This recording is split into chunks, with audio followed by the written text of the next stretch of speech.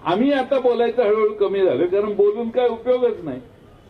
कितीही बोललं, केपी पाटलांनी किती भाषणं केली त्यांच्या विधानसभेला, काय फरक नाही पडत लोकांच्या.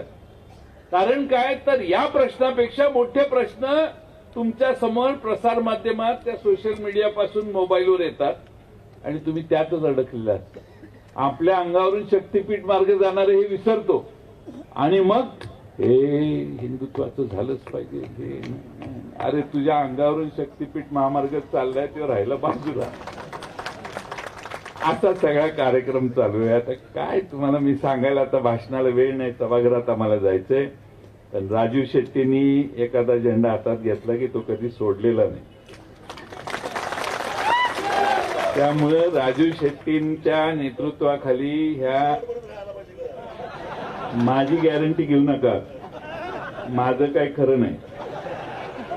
कारण काय, तुम्हाला माझ्या मनात शंका असल्या, माझ्याबद्दल शंका असल्यामुळे तुम्हाला हमी देणंही जरा धोक्याचं आहे.